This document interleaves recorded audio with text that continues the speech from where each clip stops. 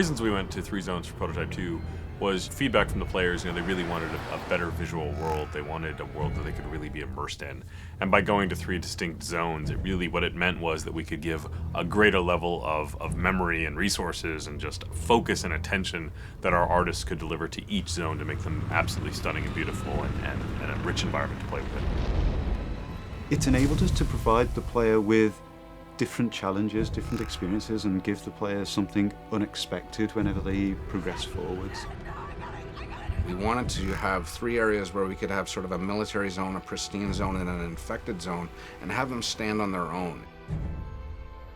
We really set out to have each zone have a very distinct emotion as you play through them, a different look and feel. When you go to the green zone, we wanted to make sure that you felt that the military was very much there, keeping the city streets safe and making the infection stay at bay. So you get a greater military population, you get less destroyed buildings, less papered over buildings. They tried to make it look pretty and nice. Our responsibility is sell the story, sell the mood and the feel of the location. So you will see lots of guys sitting on the sidewalks, leaning against the buildings, kind of hiding. We also focused on having a dynamic exposure so that you could have dark areas and bright areas, and having the camera really adjust for that. So it didn't feel like this monotone area of just constant intensities. A lot of the threat that you find in the green zone is slightly more insidious. It's kind of hidden away. It's not as overt as in the yellow zone where there's military absolutely everywhere, but as you dig deeper into the green zone, you start to understand that it has its own set of secrets in there, which I'm not going to go into details in this particular conversation. The yellow and the green zone represent sort of the progression to the red zone. The green zone starts out as a living normal civilization where people are still going about their daily work. They're still doing their normal things. The yellow zone is more of a camp where things have gone wrong. They've moved people in, they've moved people out.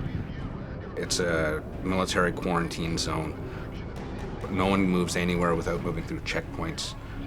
Your yellow zone, we really wanted that feeling of oppression. We really wanted that feeling of too many people crowded into a small space. We wanted to make you feel that Gentek is performing experiments on the human population.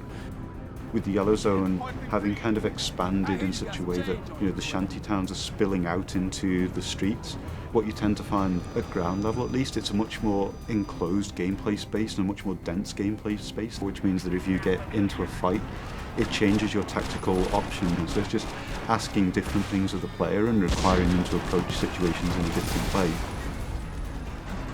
The checkpoints are far more important.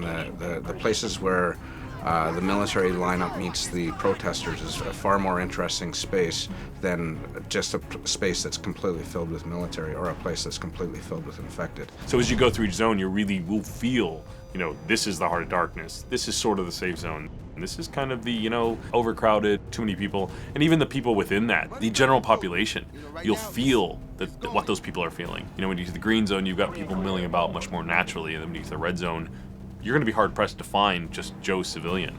You're going to find a lot of infected. You're going to find a lot of people worried for their life. So the zones are actually unlocked in a linear sequence as you go through the game.